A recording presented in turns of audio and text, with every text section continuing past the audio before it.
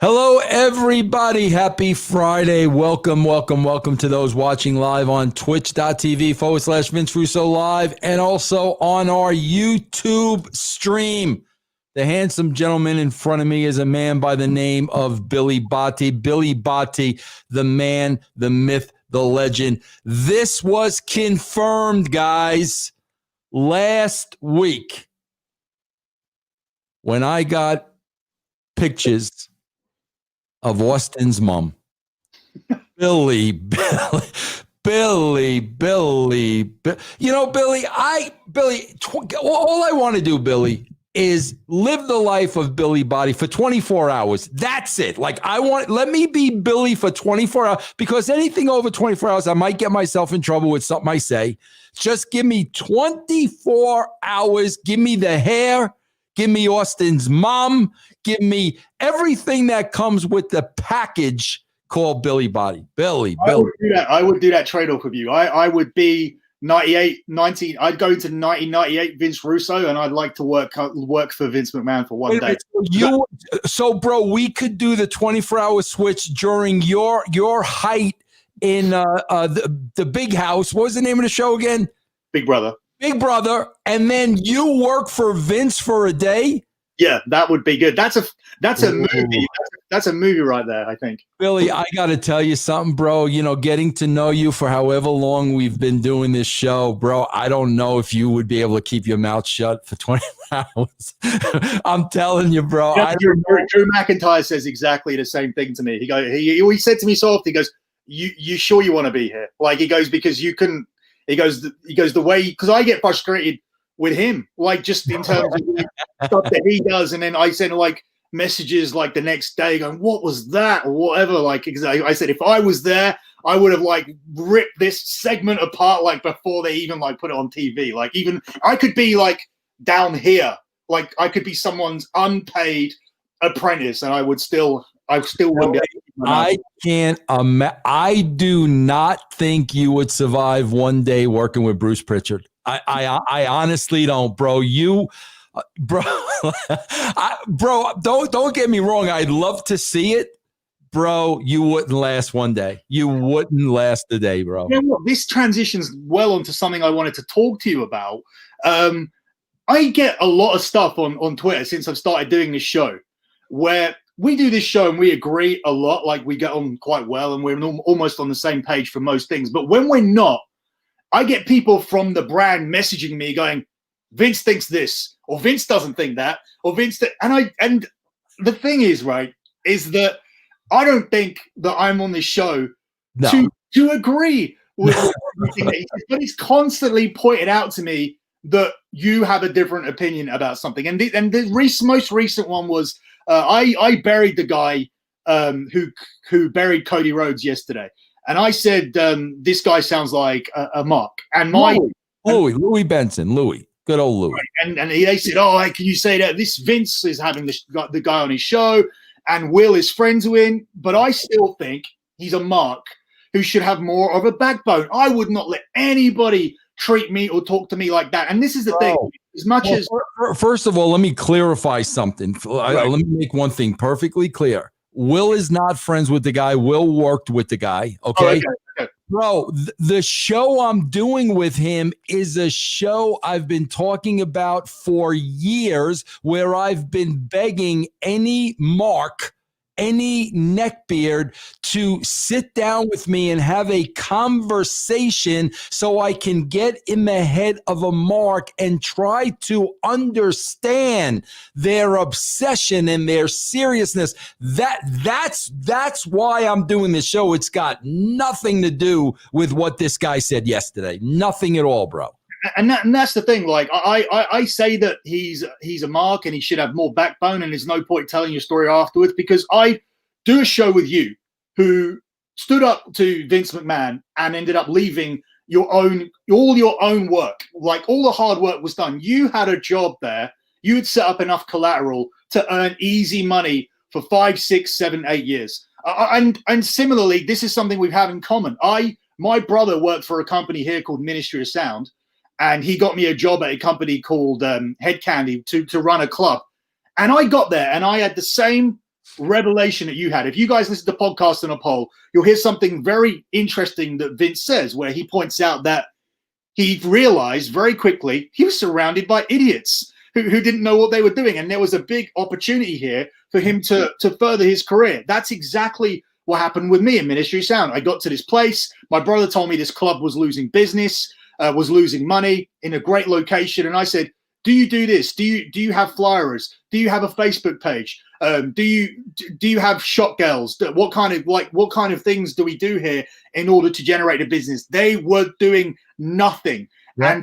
And I thought that, okay, they're obvious. When I took this job, I thought they were doing all the obvious things, and I would have to really dig down deep into my tactics of promotional secrets and really try and work hard and grind to get this place up to level. It wasn't. They were not doing the fundamental basics. And within 2 months, I had the place busy, and I was sitting there walking into work, doing nothing, collecting my money for 6 months because I did all the work in the first 2 weeks because these people didn't know what they were doing. Yeah. But when my brother sold a concept from that he set up with Ministry of Sound and got a higher amount of money from MTV, and my brother left the company, they were suing my brother for £40,000. And I had to leave this cushy job where all I was doing was working on the seafront, on a seafront club, doing nothing. I had people, my Facebook was set, my shot girls were hired, everything was in place. All I had to do was turn up to work and hang out with beautiful girls around the seaside all day. And I did this for 6 months, and I had to leave because they essentially screwed over my brother or win a legal dispute with him. And I walked out. That takes a backbone, and it takes something to leave that situation. So we have both left situations where Billy, you and I, Billy, we're in the minority. Listen, I've had conversations with Louis. I know Louis. I've talked to Louis a couple of times.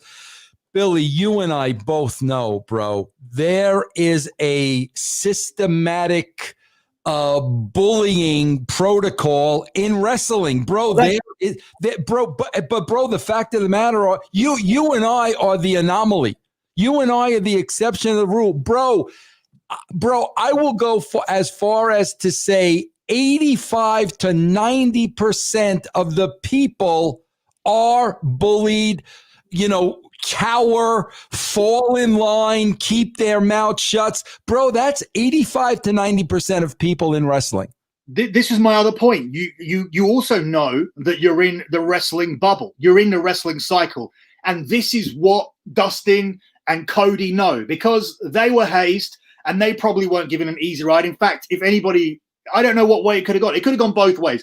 50% of the people could have thought, oh, I better be cool with these guys because they're Dusty's kids, and half of people would have went, fuck you, you're Dusty's kids, like you're only here because you're Dusty's kids. It could have gone both ways, but there would have been a degree in hazing that everybody suffers with, and it's inherent, and it's going to continue on through the levels. You've got to know you're in the wrestling business, and the fact is that maybe maybe this is all going down because they want the guy to stand up for himself.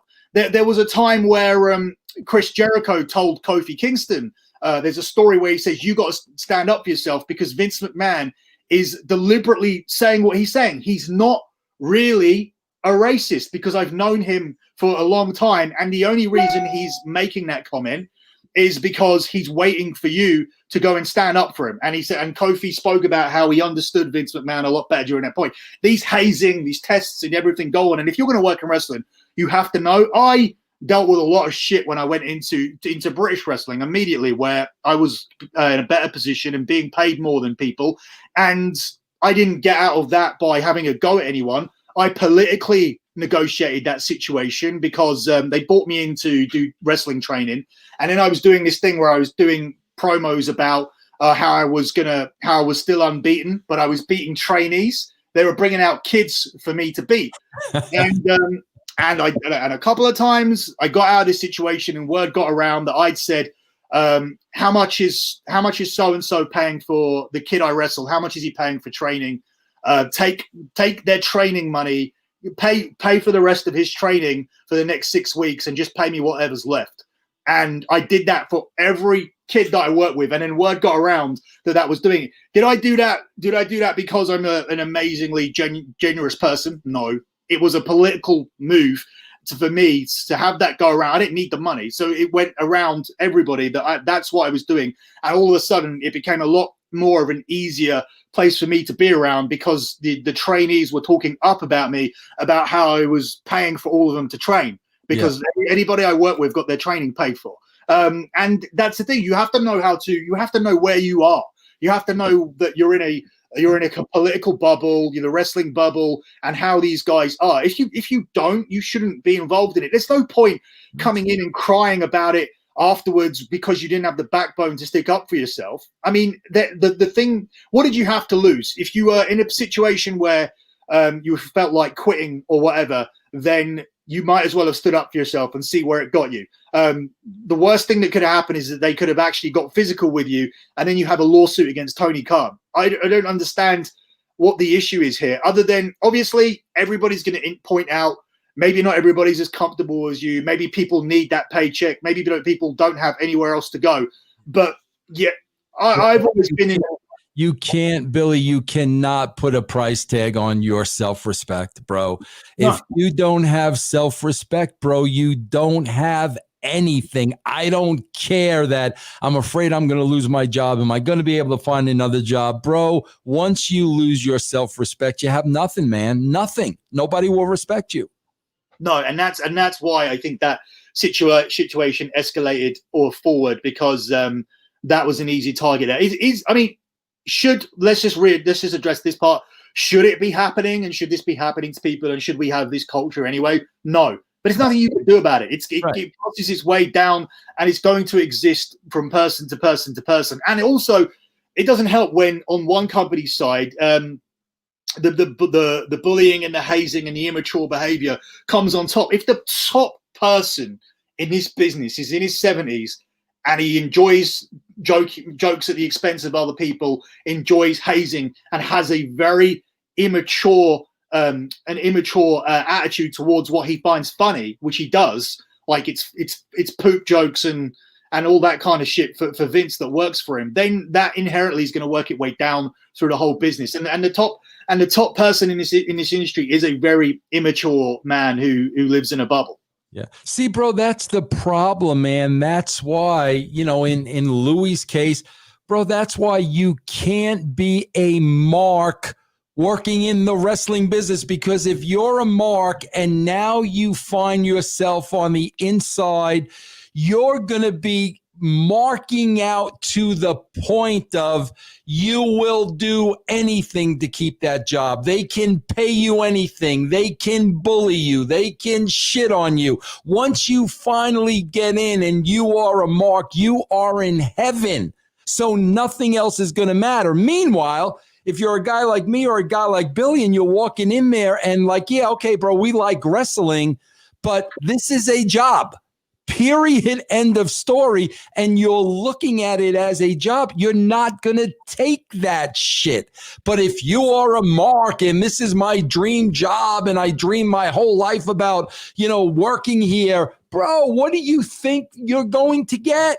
Nobody's going to respect you, bro. They're going to shit on you from day one till the day you leave. And that's my point why I addressed this entire thing, because I love being on this show, and like that, and it's a big thing for me that's happened this year, because I've obviously followed your work for a long time. But the relationship here is not disciple Messiah. Disciple Messiah. Is it like that? It's not. That's not how it works. Like, is it teacher student? Yeah, it could be. Is it role model and then a person who respects and will absorb the information coming down from the person that he respects? Yes, it is. But disciple Messiah, suck up leader, that's not a dynamic here. So, first of all, hold on, Billy. First of all, with that hair, how could I be the Messiah in this freaking situation, bro? How could I be? You'd be the Messiah, bro. And I think you may be the Messiah, bro, between the hair and Austin's mom. Bro, you may be the Messiah of this show, bro. He can hear you now, though, because he just came into the room. So he's just sitting right opposite me now. He's waiting to come and do his part. Austin, you have a very pretty mom. Thank you. You're welcome. Oh, I even showed my wife Austin's pictures. I said, you gotta see this. Like, I swear to God, when you sent me those pictures of Austin, I'm like, bro, like, this is the most beautiful kid I think I've ever seen in my life. And I still want to figure out how to cash in on the Austin gravy train. I want to get in now at an early age, bro. So I can, I want to invest my money in the Austin Corporation. So when the kid makes it big, I'm getting a piece, bro. He's seen you on modeling pictures, but you probably need to like not spend 3 hours a day on a fortnight and actually do something. All right, Billy, listen to me. Let's move on. Let's talk a little bit about what's going to happen on the Nitty Gritty Dirt Show. I got to ask you about this. You and I have not spoken. Bro, I read yesterday about the open position of the head Raw SmackDown. What? I actually sent this to Drew. I messaged Drew McIntyre this week, who would like me to get this job, but I won't. What did I say here? So I sent him the job position, and he said, which writer lost this job? And I said, maybe this is Chris DeJoseph's position. I said, I have no idea. And then I put, why do you need 10 years in TV to write wrestling? I said, why not 10 years in wrestling media, which I nearly have now? They look down on their own. This is why they don't have proper stories. It's so pretentious. I'm disqualified from this position when I could do the job because I haven't worked on a sitcom or a TV show like EastEnders. That's a British show. Drew wouldn't know what it meant. But I've been on a podcast for 7 years, and I fantasy booked a million ideas that are better than what you guys do on TV. He wrote to me, have you ever tried, even if I don't technically have those qualifications, even if I don't technically have those qualifications, write to them and explain why you should do the job well. They love that kind of stuff, especially Vince. So this is what Drew said about it. But let me just read you some of the stuff you need. 10 plus years of film writing and production experience supervising a writing team and leading a writer's room, experience leading multiple team members of pitching creative networks and executives, professional TV staff experience in drama and comedy, because we know how funny Raw is, writing and directing reality television, plus writing and directing reality television, plus I've been in reality TV, so maybe that's good for me.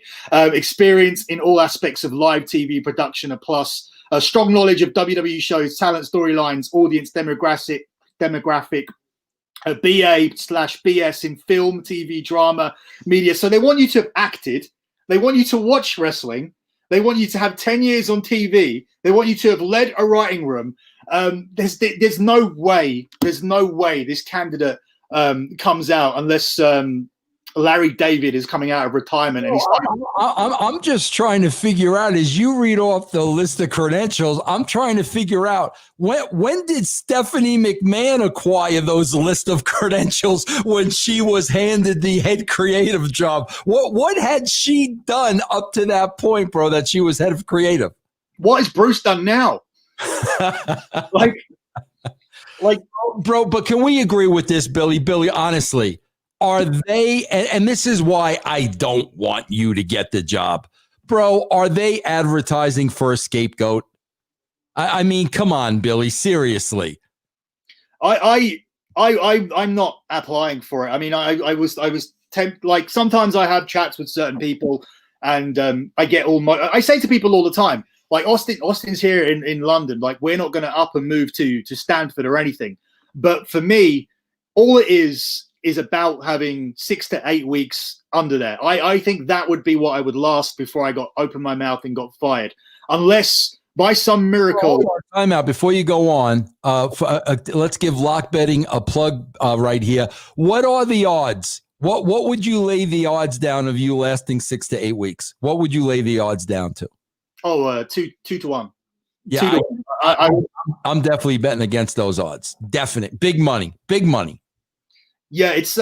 I mean, I've spoken up against people before at various things I've done. Like I mainly work for myself, but I've worked in club promotion, so I've had to work with club managers, and I've had a lot of falling outs with people about what the way things have needed to be done. But I'm quite happy. Obviously, I would be going into this with like a little bit more trying to build up a little bit more tolerance and having understanding that you can't just go in. But once it gets to the point where I'm there and certain things are on TV, and if I'm directly pitching, like I even talk to various talents and I give them ideas, and then they do ideas that are worse. And I'm cutting promos on these talents already, where I'm saying, "How did that get on? What about my idea?" And if that is me going up to a Vince McMahon or a Pritchard and saying, "I gave you this, and you put this shit on TV," like I'm going to be out of there in under a month. So, and there's no way I wouldn't say it. Like people are going, "Oh, you're just coming on here and talking like you're a big man and like you've got these big balls or whatever." Look. I don't care. Like, first of all, the job would pay me less than I make now anyway. And that is always the position. And that's why I always say the one good thing I say about Donald Trump is that he's taking a massive pay decrease to do his current job. So that's why he's been able to go there. And he's the only president that's been able to say whatever he wanted to say, be it controversial, racist, it doesn't matter. Like, he has actually gone out there and been a legitimate president who's just said whatever he wants. You know why? Because he has the parachute of billions of pounds. He doesn't need an image to protect. And I'm the same way. End up at WWE, what's going to happen? I'm going to end up on Podcast on a Pole or this podcast with a load of great stories. Lock betting's going to get busier. My social media is going to go up because I'll speak about I could write a book about my terrible month in the company. You know what I mean? So it's absolutely fine. I've no issue. I've never ever had issues like speaking my mind and being paranoid about where I end up afterwards, because I just always believe that I'll be okay, because I've got a brain to get myself into to talk myself into another situation, and that's why we're here. Like 2-3 years ago, when I left Wrestling Inc. and I was just focusing on the dirty sheets and I set up Lock Betting, if you told me I'd be sitting here with doing this show with you, and people would have to acknowledge me again, and we'd have stories that are quoted in Ringside News and things like that, and we'd be doing a podcast, I'd say, how the hell is that going to happen? But Austin, I need that light. Billy, look how it happened, though. It happened for exactly what you're saying, bro. Disco Inferno said something, and you called him out and said he was full of shit. That's you. That's who you are. That's how this happened. Yeah, it wasn't, and that's the thing. The email I even sent to you guys wasn't a case of, "Hey, I'm a big fan. Come on, and I would like to come on and just correct the stories or whatever." It was a case of, what the hell is this guy talking about? Like, I want to come on and argue with this.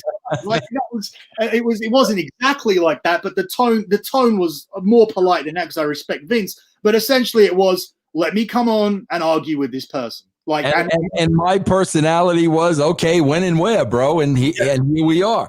Billy, one thing. But you remember, he didn't. I always remember he didn't step up to the argument. He never does. He never does, bro. All right, Billy, I'm gonna toot your horn. How many months ago did you tell me that they were moving to Thunderdome? How long ago did you tell me that?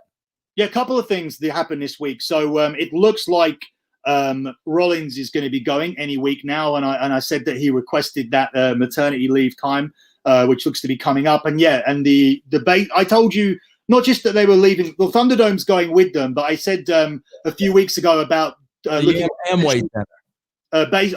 Not just that, but I said they were looking at baseball. Yeah, you did say that. You did. Yes, you did. Yep. Yeah, so they've gone to the Tampa Bay Rays Stadium, which is actually already called the Thunderdome. Did you know that? Yeah, I read that this week. I did not know that. Yeah.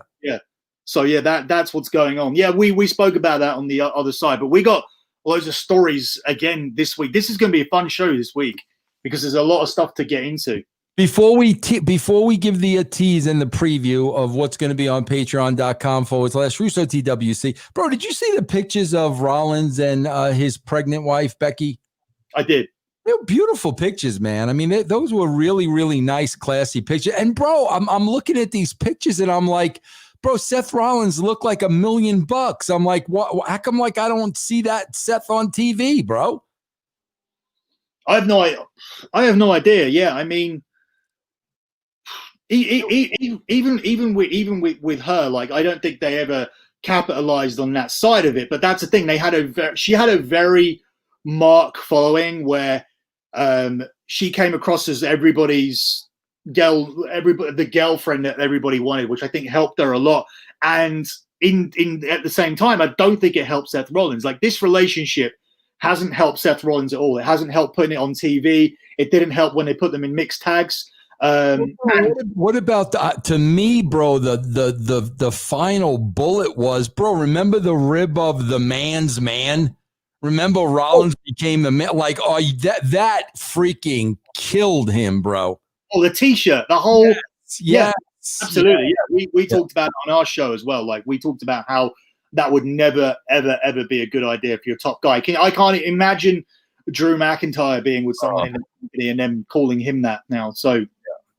All right, so what do we got this week, man? Tell me, give us a little tease of what's going on.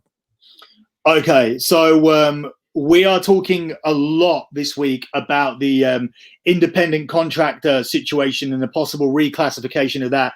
We talk about a man who could possibly finally take WWE down legally. We know Vince McMahon has won a lot of legal battles previously, but I think in this situation, the wrong guy just got involved for WWE's sake. So we're going to speak about him and that entire situation.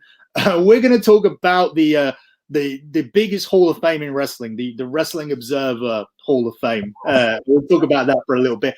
I'm gonna make Vince Russo give me some Survivor Series predictions, and I'm going to talk about the horrible position that Vince McMahon, who Undertaker said he'd do anything for, has put the Undertaker in, and what he wants Undertaker to do next. So I'm going to talk about that on the other side of the show. Horrible position. Oh, wow. Very interesting, bro. Very interesting. Yeah, for a close friend of Undertaker to put him into. So we'll talk about that on the other side. Yeah, so that's mainly the stuff we're gonna focus on. And this is probably an obvious one, but we'll talk about why Dana and Mandy were taking out the team while we're talking about Survivor Series. Okay, Billy, you got a lot now. We got podcasts on a poll. We got the Dirty Sheets. We got lock betting. We got Austin's Toys. Tell everybody what's going on.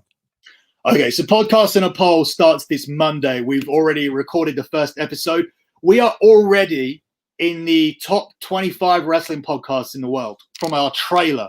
So we'll be looking to build on that. And the way we're going to do that is, this is what I'm going to do with Podcast on a Poll moving forward. If you leave Podcast on a Poll an iTunes review, I'm going to take your name and I'm going to put it into a drawer, and I'm going to give you a signed action figure every month.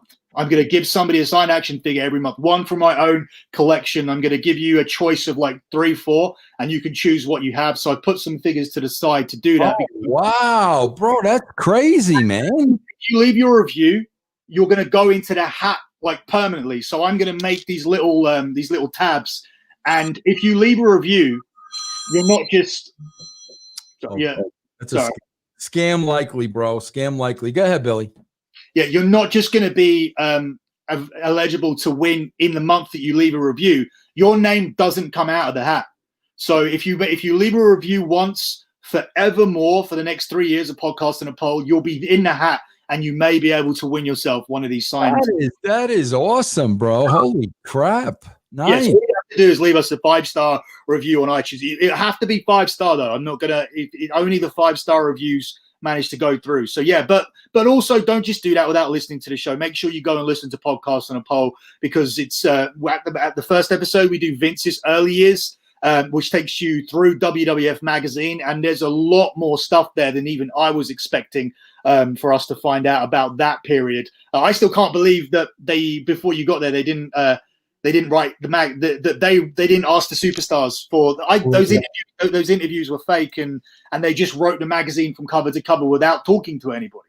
But so Vince changes all of that, and you can hear about that Podcast on a Poll. And as we move forward through the episodes, when Vince becomes the head writer January 2021 is all about January 97. February 2021 is all about February 97, and so on. So it's a month by month episodic podcast that we'll be doing on Podcast on a Pole, beginning this Monday, the day after Survivor Series. If you want to get Survivor Series bets, head over to dirtysheets.com, where you can get your betting packages. The dirtysheets.com. Forgot the name of my own site.